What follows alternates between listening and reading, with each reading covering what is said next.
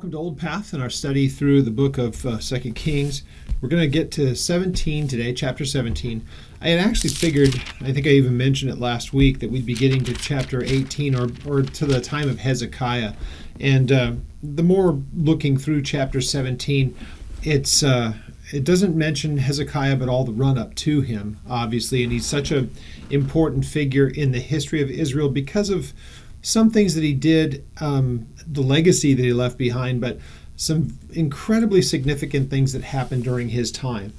What I want to do on chapter 17, and I want to kind of leave it by itself too, because what we have now in this chapter, in chapter 17, is in the historical sense, it's one of the most significant things that's happened in the nation of Israel and Judah. By this time, they're split. And as far as the northern tribes in what's known as Israel, they God closes the chapter on them. And in chapter 17 is where we see that happen.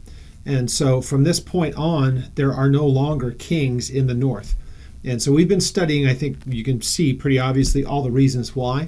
And that's because they had, from the very inception, from Jeroboam on down, not once were they ever led by anybody in the monarchy of the kings who was in any way. It never said that they did right in the sight of the Lord. Every one of them did evil in the sight of the Lord.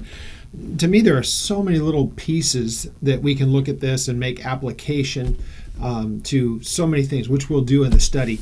But I guess above them all, when you consider Israel, the northern tribes, and God's patience with them and their absolute refusal to come to him and to have fellowship with God on his terms. They never did it from the very beginning. And he was so patient for so long. And finally, there's a time when God just says, enough. And he did with them. Now, there is still history to be recorded in the south, but we know ultimately they're kind of they are heading for the same things eventually. And there are still a number of the kings to come. But at chapter 18, we'll get to Hezekiah. So for us, the instruction that is found here in chapter 17 is so very, very important. Once again, we're going to find trying to play both sides in the children of Israel and the ones that were remaining after Assyria comes and does what they do. There'll be a lot of things that we can make application to as we study through this. But what you're going to also see in this is really a change that is taking place in this whole part of the world, because not only is Israel now at the end of chapter 17, they're going to be erased from the land. Now, that doesn't mean that there are no Jews left. What it simply means is that they will not govern for themselves.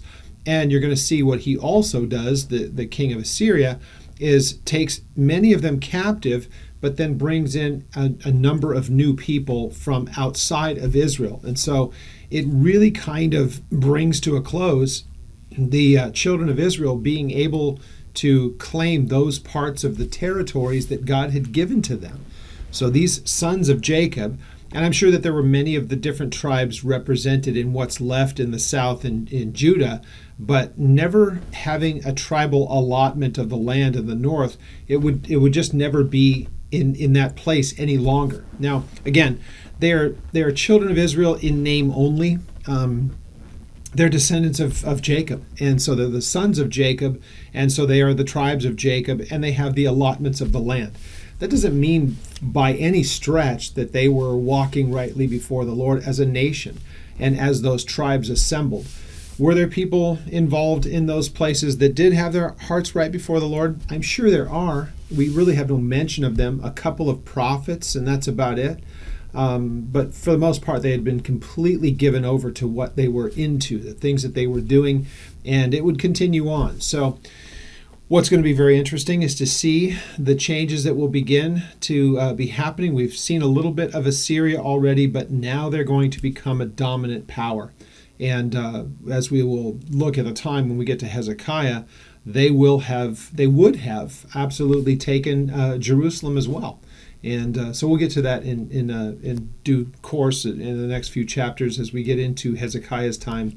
But chapter 17, once again, let's remember that if you're able to just kind of back up the clock a little bit, think about it from the time that they came into the land. Moses got all the way up to the promised land but never had a chance to go into the promised land. The children of Israel were led in by Joshua, and from Joshua's time on, there really wasn't anyone to take up that role, Moses to Joshua. There was no one after Joshua. So if you've been with us studying through this, you'll know that we come to the time of the judges, and there were times when God did miraculous things among the people in the times of judges, but for the most part, you could see that the slide was really starting to take place heavily at that point. And then that led us to the time of the kings and the selection of Saul as the first king. Certainly none of the kings were really God's design. He didn't want that. And here's kind of the reason why. They were not going to be a God-governed people if kings were involved. And that idea of ministering through Moses or through a Joshua type of a person has long since been forgotten. So that's really not a problem with the government, the type of government that should be there. It's really more of a problem with the heart of the people, unwilling to require of their people that rule them of a godly course of events and how they should conduct themselves. So if that isn't as instructive as it could possibly be, even in our day and age, I don't know what is. But whenever it is that people are assembled, and whether it's just in government, and here in our nation, we're a secular government. There's not a problem with that. But for a very long time, the influence of biblical Christianity had so much of of an effect on the people, but that's even been gone, and the people don't require of their leadership that there's anything godly coming out in the public policy, and the nation reflects it. So that's just a repeating history. It's easy to see throughout all of human history. The more corrupt the people at the top are, the more corrupt the people underneath them will become. So that's where we are in the history of Israel, clearly. And so let's turn to chapter 17 of the book of 2 Kings, and we'll pick right up at verse 1. Let's have a word of prayer. Lord, as we come to you this morning, we would pray that you would give us understanding in your word. And whenever people are listening to this, we're asking, God, that you would help us to recognize what is a very significant and important history because you're involved in it. But for the nation of Israel and for the northern tribes, we see that this is a pivotal time in their history, and things would never be the same after what we read, these events. So we would ask, Lord, help us to understand what it is to walk before you without any conflict in our allegiance, our devotion to you, that we wouldn't be half-hearted in anything, that we wouldn't be double-minded people as we see Israel was from its inception, and then recognizing that wickedness left uncontested will have horrible consequence. God, may we learn all of these things from one simple chapter. We thank you and we give you praise in Jesus' name. All right, chapter 17.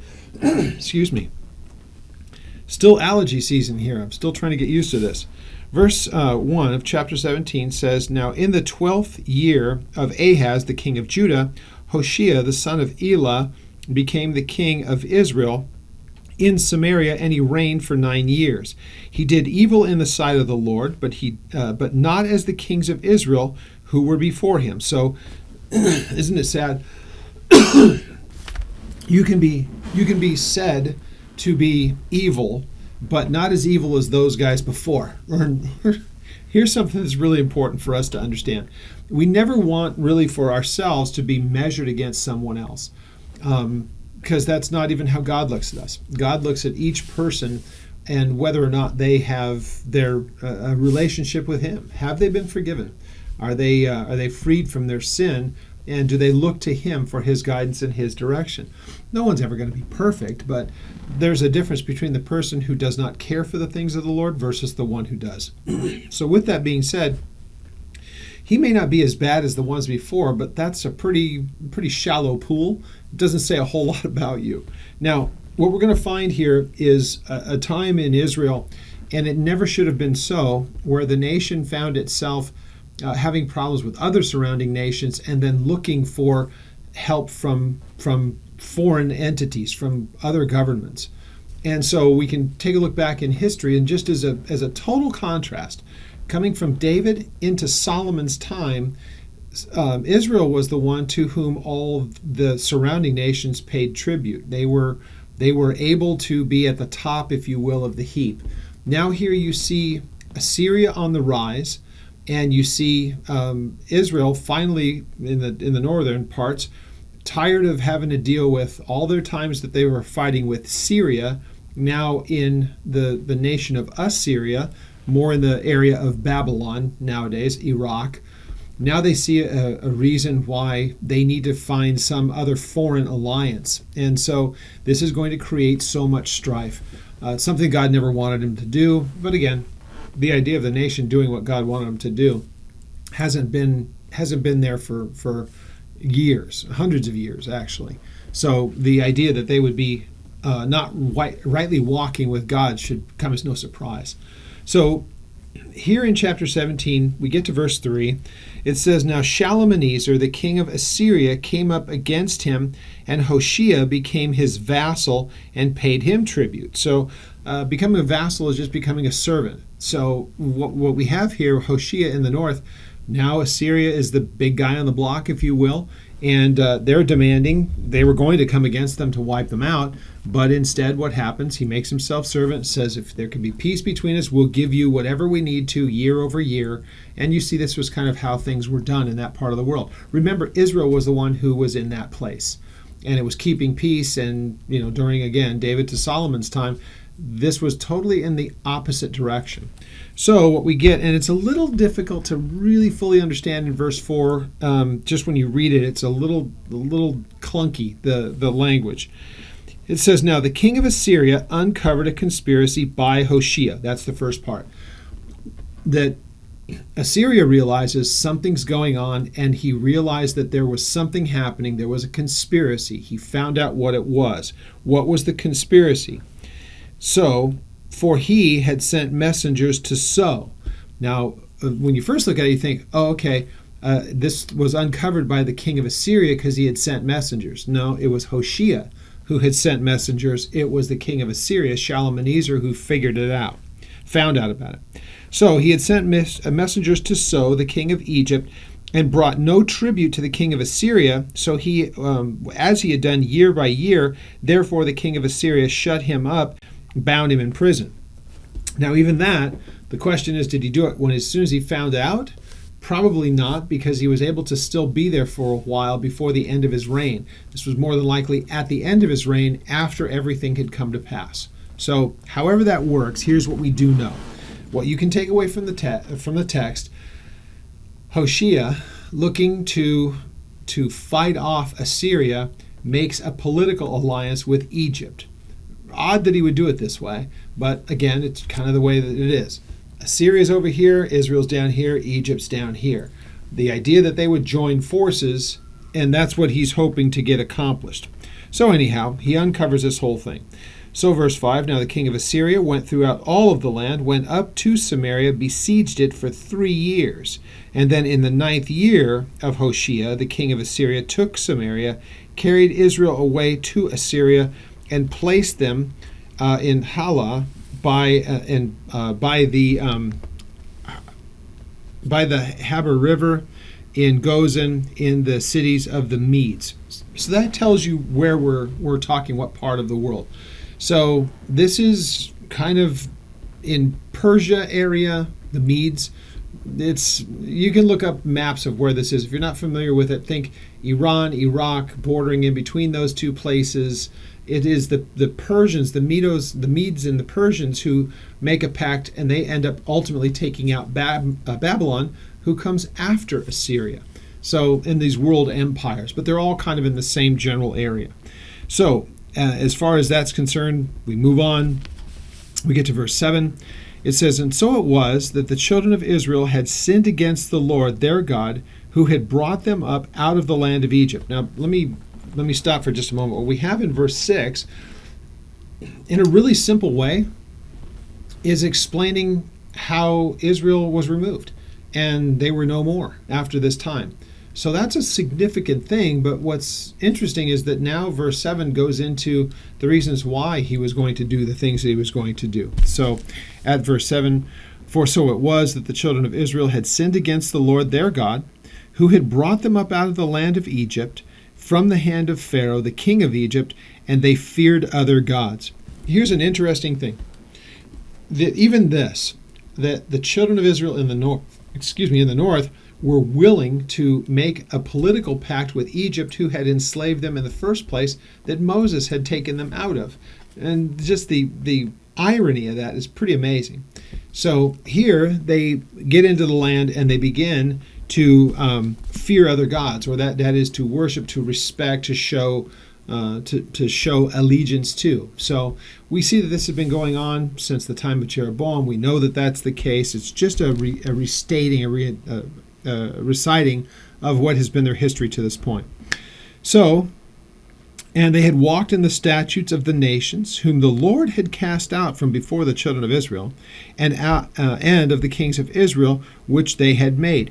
Now, remember that there was a time, even during Joshua's time, that they were told, the command was that when you come into the land, you're to remove all of these foreign actors, all of these people who are going to do nothing more than create idolatry among your people. So drive them out. And we know that during Joshua's time, and towards the end of his time, they had mostly done this, but some of the people of the land remained. So that's going to always maintain a corrupting influence on the people, and we see that it has to this point. So bad had it become in the north that God finally removes his hand and allows them to be taken, because they had completely abandoned him. So once again, it would be instructive to the people. This is what happens when God, who can fight your battles for you and make you invincible, once you leave him, voluntarily leave his protection, you're going to the world's going to be able to have at you. And we see it in big picture here that Israel was taken away, and so they are now captive and they are dispersed out. So there's also an important thing that you'll see in this, that God is not mocked in this. Verse 9, also the children of Israel, they secretly did against the Lord their God things that were not right, and they built for themselves high places in their cities, from watchtower to fortified city. They set up for themselves sacred pillars and wooden images on every high hill, under every green tree. There they burned incense in all the high places, like the nation whom the Lord had carried away before them, and they did wicked things to provoke the Lord to anger. So again, through the history, it's one thing to drive them out, and it's one thing to get them out of the land and to preserve for yourself what should have been a pure territory, a pure people, a pure everything. They rejected all of the above. And as a result of that, they allowed the encroachment back in of those foreign nations and the foreign gods, and they allowed the corruption on its way back in. So, instructive application to the church. We have been cleansed, we have been cleaned from all of the garbage that we used to be involved with in the world.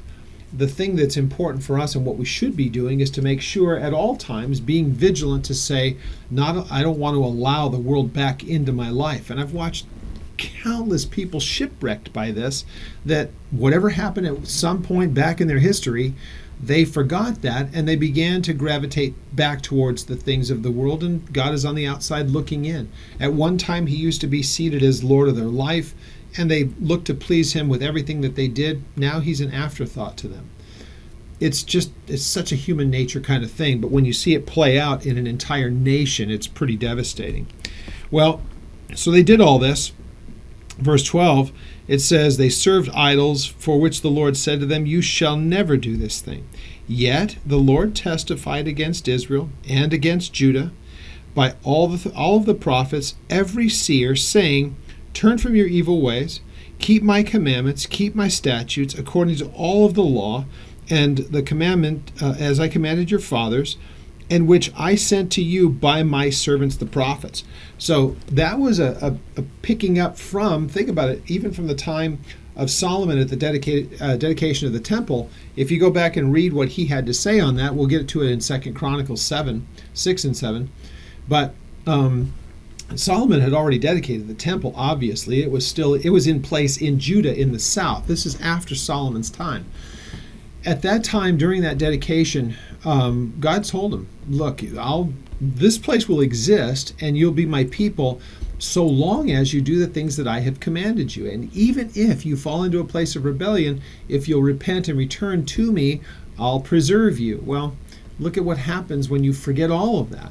And this is just, again, a reminder. So as we read this in 2 Kings, it's saying the reason for them being taken away was their absolute, complete as a nation, from the king down, but for maybe some small remnant, they as a nation provoked God by rejecting everything that he had asked them to do and doing the absolute opposite.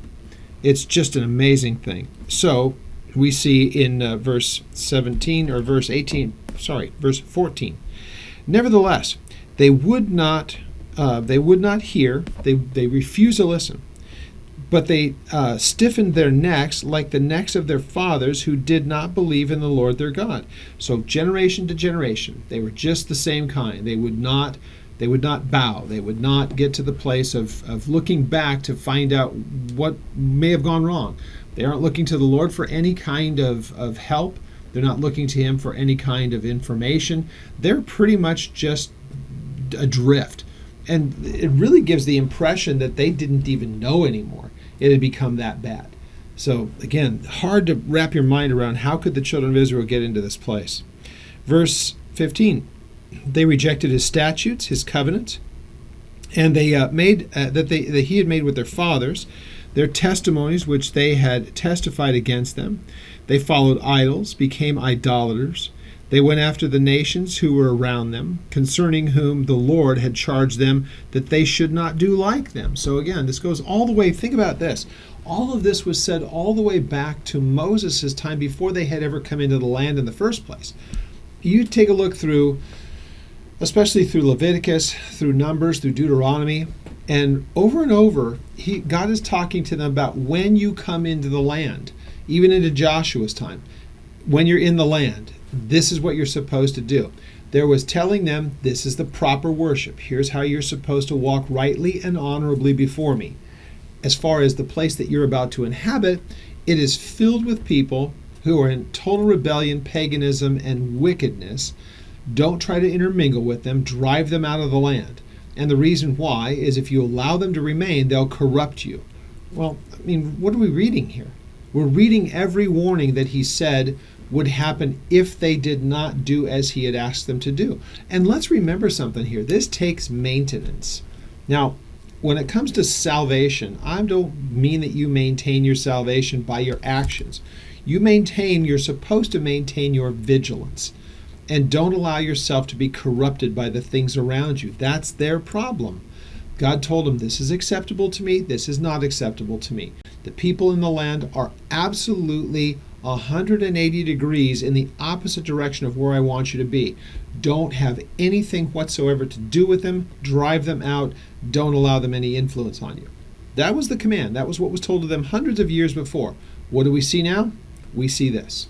So it's such an important thing to recognize that what has taken place is finally after hundreds of years. So remember, from the time that Moses had brought them in to this time here, it's hundreds and hundreds of years. They've gone through the lines of the kings, they've gone through the judges, they've gone through Joshua, and even Moses' time. So it's not like this happened quickly. This happened over time, and so that numbing effect that happens because of sin and rebellion. So, in verse 16, so they left all of the commandments. Notice that word left. It's not something involuntary. It's not they lost the commandments. They left them. It was a voluntary thing. They left all the commandments of the Lord their God. They made for themselves molten images of 2 calves, made a wooden image, and worshipped all of the hosts of heaven, and served Baal, the foreign god. So it goes back to even the beginning of what happened when they made the 2 calves, one that was in Dan, the other that was in Bethel. Verse 17, so they caused their sons and their daughters to pass through the fire, child sacrifice, burning them alive. They practiced witchcraft and soothsaying, and so, conspiring and consulting demonic presence. They sold themselves to do evil in the sight of the Lord to provoke him to anger. And this is why sometimes you'll hear what Israel did referred to as harlotry. So selling themselves to do those things, they would make themselves available to all of this evil. And then it's referred to in the spiritual sense. So, verse 18, therefore the Lord was very angry with Israel, and he removed them from his sight, and there was none left but the tribe of Judah alone, as far as having government, as far as having a king, as far as being an established people in a nation. So again, was every single inhabitant from Judah on up into the north, were they completely removed and there wasn't a single person left in the land? That's not what the text tells us. And that's not even what the text tells us when it happens to Judah in the south at the hands of the Babylonians. What this tells us, though, is as far as the structure, the children of Israel, having the sovereignty of their own land, even though it was partial, because they had to make political alliances and pay tribute, become a servant to Assyria. But the bottom line, as we see it here, they were removed from having any control over the lands that God had given to them. So remember, it says God gave this to be the case. He allowed this to take place. So at some point, here it is, God finally said, your rebellion has come to its fullness, and I'm going to allow the things to happen to you that could have happened to you way back in your history had God not preserved them to this point.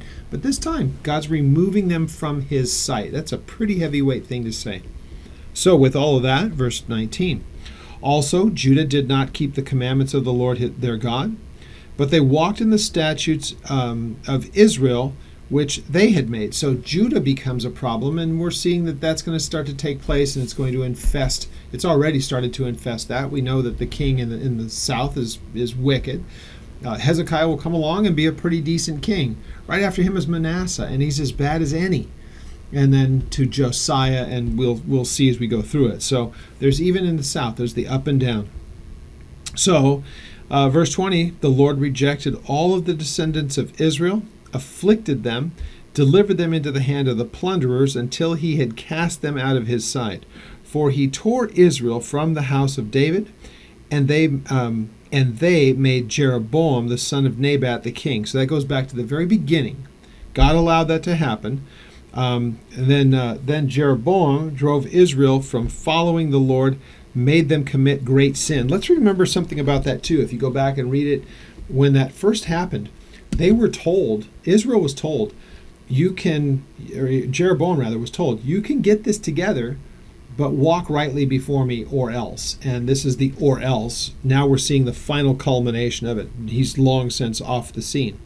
The children of Israel, verse 22, walked in all the sins of Jeroboam, which he did, and he did not depart from them until the Lord removed Israel out of his sight, as he had said by his servants the prophets. And so Israel was carried away from their own land to Assyria, as it is to this day. Notice how that just really kind of closes the book on Israel. Now, there are some that go to the place of saying, well, there's now the lost tribes, and it's given rise to all kinds of crazy things that are going on because they were kind of scattered. God knows exactly where the tribes are. He knows who the people are that have that descendancy, even to our day. So remember, we're talking back here, 2,700 years roughly in history. Anybody with ties to the children of Jacob, children of Israel, they're known to God. They're not lost to him. We know that he'll reestablish Israel. He already has, but there's going to be a lot still in the future to this time. And again, remember when you look through the Bible, especially in the book of Revelation, Israel by its 12 tribes are named in the city. So the idea that somehow they're lost and that they can't be regained just doesn't really understand the history of Israel in any way. Now, in verse 24, so this was a common thing with Assyria. This is kind of from what we know historically, this is how they would do the things that they do. Take a large portion of the population out of the way, and then it's difficult for them to even think of rebelling, but then infiltrate it with your own people. So here's what we get. The king of Assyria brought people from Babylon, and there's the names of those places, and some of them are known to us and other ones aren't. And you'll see those in verse 24. But from what we do know about it, you have people that are from Babylon, modern day Iraq, some from what we would consider Syria, even some from Tyre and Lebanon, those kind of places. So he takes other, people from other parts of the empire, if you will, and brings them into Israel and then commingles. This is what ends up happening. It just is such an unpurifying, what's the word for it? It's a way to introduce impurity among the people. There you go. Verse 25. And it was so at the beginning of their dwelling there that they did not fear the Lord. Therefore the Lord sent lions among them, which killed some of them. And they spoke to the king of Assyria, saying, the nations whom you have removed and placed in the cities of Samaria do not know the rituals of the God of the land. Therefore he has sent lions among them, and indeed they are killing them, and they do because they do not know the rituals of the God of the land. Now let me just read the next couple of verses, and we'll go back and comment on this. So the king of Assyria commanded, saying, send there one of the priests whom you brought from there. Let him go and dwell there, and let him teach them the rituals of the God of the land. Then one of the priests whom they had carried away from Samaria came, and he dwelt at Bethel, and he taught them how they should fear the Lord. Brings them as far south as you have in that territory. I mean, you're right up to the territory of Judah. So teaching them the ritual. Now this just shows the insane superstition that was happening at the time. Oddly enough, they would have to think whoever the gods of the Assyrians are having a problem with the God, as they would see just one of many, of Israel, and that they felt that the people being killed by the lions was some kind of retribution.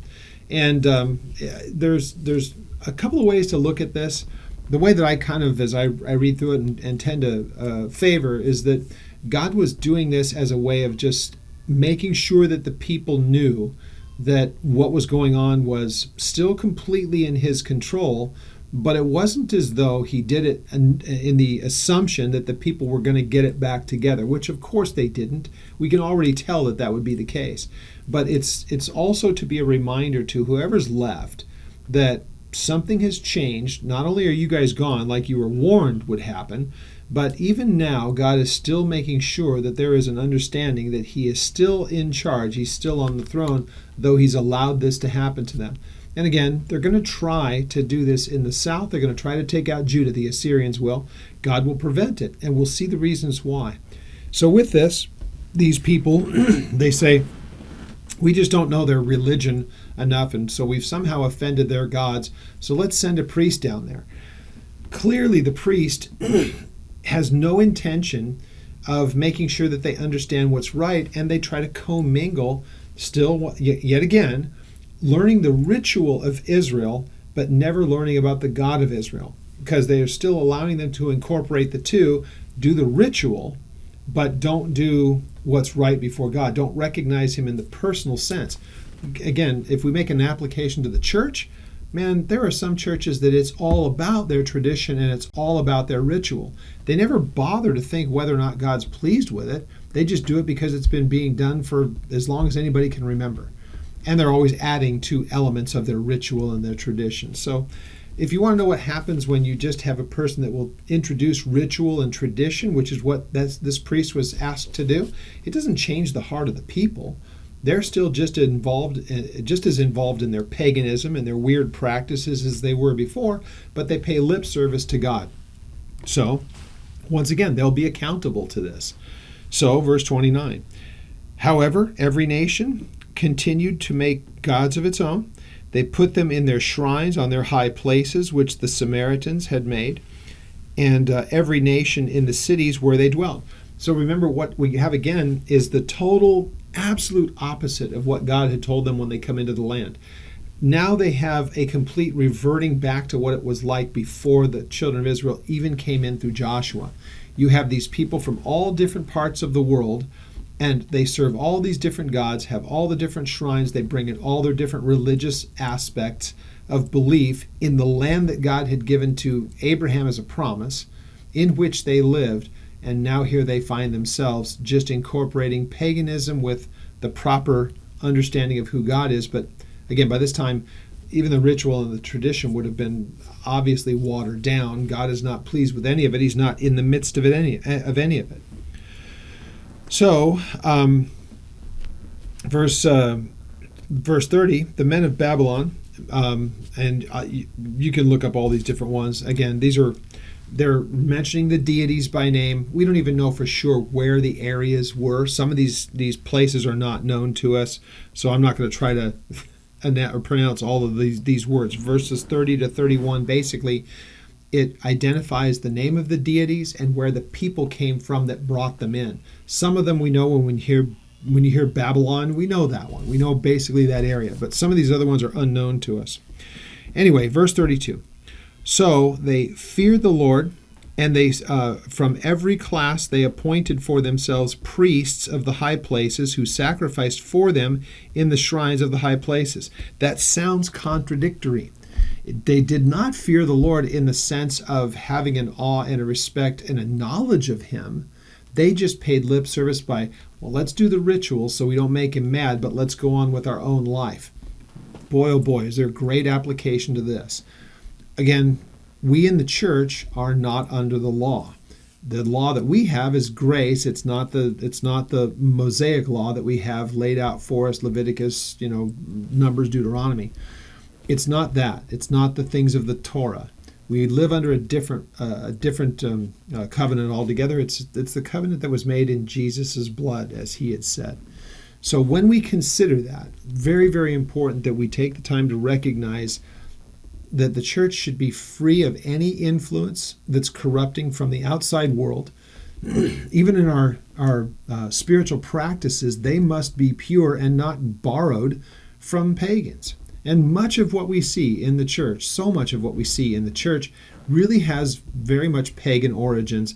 And without going too far into it, when you look at the practices of what is known as spiritual formation, spiritual disciplines and all the rest of that, and all the weird meditative practices that go along with it, it's just added upon itself. It's been going on since the Middle Ages and even before that, frankly. But the idea that somehow if you Christianize it by using Christian words to describe it, somehow that makes it kosher, if I can say it that way, doesn't make it any less dangerous, and God does not recognize that kind of, quote, spirituality.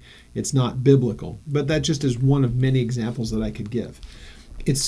We're finding it more and more in the church that as they get away from the teaching through of the Scripture, which is where we gain our knowledge, we should, they now take into themselves all kinds of other practices that have happened through the ages in the church of its corruption, and sometimes even the culture itself just finds its way into the church, and the church doesn't remove it. Such is the times I would expect it in these times as we get closer to the day of the Lord. So they served the Lord, or actually they feared the Lord, yet served other gods. So they paid lip service. Again, lip service is the problem, and it continues to this day. Now, to this day, they continue practicing the former rituals. They do not fear the Lord. Just a moment ago, it said that they did. They don't fear him in a different way. They feared him enough to do the rituals, but they didn't fear him enough to find out why he gave those things to him in the first place. Again, ritual is useless. They're going through, when you say it's ritual, that means you're just going through the motions. Nobody knows why. Nobody explains it to them. They don't know why they're doing the things that they're doing. They're just doing it because they're told to do it. Man, if that doesn't say much about a lot of the people that consider themselves as the church, I don't know what would. So, the former rituals that did not follow the statutes of the ordinances in verse 34, the law or the commandments which the Lord had commanded the children of Jacob, whom he had named Israel, with whom the Lord had made a covenant and charged them, saying, "You shall not fear other gods." That means neither do you need to be afraid of them, nor do you need to have respect for them, nor do you need to acknowledge their existence. And isn't that it again? It's such a weird thing in our day. We're supposed to have respect and we're supposed to honor other beliefs. I'm sorry. People may have them. I don't have a problem with the individual, but to think that somehow I'm okay with the other gods and their rituals and all the rest of that stuff? No, because it's an offense against God. The God of the Bible is who he is, and he's different from all others. I don't have a problem saying that. So with that understanding here, they with whom the Lord had made the covenant, verse 32 or 35 rather. You shall not fear other gods, nor will you bow down, nor will you serve them, nor sacrifice to them, which was going on. But the Lord, who brought you from the land of Egypt with great power and outstretched arms, him you will fear. Him you will worship, and to him you will offer sacrifice, which means there's not room for all of the others. But again, they made this error. And the statutes, the ordinances, the law, the commandment, which he wrote for you, you shall be careful to observe, and you shall not fear other gods. This is just referring back to the book of Exodus. This is where the Ten Commandments were given. This is kind of this is what they were commanded to do. So from their inception, when God first gave them the law, don't do the things that they are currently doing. And because they went to doing those things, God says, you're going to have to suffer the consequences. You're going to be judged for your actions. So, verse 37, the statutes, the ordinances, the law, the commandments, which he had wrote for you, you shall be careful to observe forever, and you shall not fear other gods. And the covenant that I have made with you, you shall not forget, and you shall not fear other gods. Notice how repetitive that is. It wasn't, this was supposed to be a command to them. It wasn't a suggestion. But it was also, we can see clearly they had the option. God said, don't do these things. And even to our times, there are those who teach that God makes man do everything that he does. Man does not have will to do anything. Well, take a look at this verse or this section here, and please explain to me how, if God can control all things, it comes to this point. That means he would have caused, after warning them, he would have had to have caused their rebellion after warning them. No, that just doesn't fit. They were given direction. They did not take direction because they chose to do something different. So, verse 39, but the Lord your God you shall fear, and he will deliver you from the hand of your enemies. And here is their mistake. The Assyrians would not be an issue. The Syrians before them would not be an issue. No nation could stand against Israel ever from the time that they were made a nation had they been looking to God absolutely. Not allowing anything in, not foreign gods, not nothing. God would have fought their battles as he had done so many times before. They would have stayed there perpetually. Although God told them in advance, you wouldn't. But nonetheless, he gave them warning, they didn't heed it. However, they did not obey. Verse 40 makes it pretty clear. But they followed their former rituals. They went back to the way that things were. So these nations feared the Lord. They paid lip service, but they served their carved images. Also the children and their children's children have continued doing as their fathers did even to this day, which helps you to realize that this is written after the fact. So, with all of that said, it's not complicated. God says, this is what I expect of my people. Here it is spelled out. This is what I expect you to do. Don't allow corrupting foreign influences. Don't allow other people to have a seat at the table. Don't serve other gods. All of those things were said clearly over and over and over, and consequence was given should they rebel. And they did. So chapter 17 really kind of closes out the northern tribes of Israel. What a significant thing that is. Because, again, Saul to David to Solomon, and the split with Jeroboam and Rehoboam in the south, Solomon's son Rehoboam, they're still preserved, though things are going to be happening with their history as well. But what we have now, by the close of chapter 17, Israel, the northern tribes, historically, are shown to be no more. So they're displaced from the land, and I do find it very, very interesting. Jeremiah is really good at this. Chapter 30 has a number of citations of it. But God talks about the day when he will bring back and establish Israel and Judah yet again. So really what we see from this point on, right here, from chapter 17, what's recorded from chapter 17 in these events, there has never been an Israel to regather. They've never been back in the land since that time. Further down the road is when Jeremiah says, that though it's God speaking, God says, I'm going to bring Israel and Judah back in some unspecified time. We know that the captivity of Judah happened at the hands of the Babylonians, and they were brought back to the land. Didn't get it together very long, but they were brought back to the land nonetheless. And by Jesus' time, Judah's still operating. They're able to go back and forth up into the north, but it's not the tribes any longer. In fact, there was so much animus between the people in the north and the south because of all of what we've just read that they just saw them as kind of, not pure Jews. So anyway, the blindness even down in the south is pretty amazing, even to this day. So with all that said, what we're studying here is the end of the northern part, but it is, once again, for us to remember, if God has promised that he would bring them back into the land, we had to understand that from even this time, or from the time that Jeremiah wrote, the day was going to have to come, eventually, it'd have to come, when God would reestablish them in the sovereign sense, bringing them back into the land to possess it. And so up until our modern history, that had not happened. Because if you figure that the south, as we're going to read, was displaced, they were taken away to Babylon, came back, but for just a few hundred years, they were really under the control of other nations, from the Persians to the Greeks to the Romans by Jesus' time.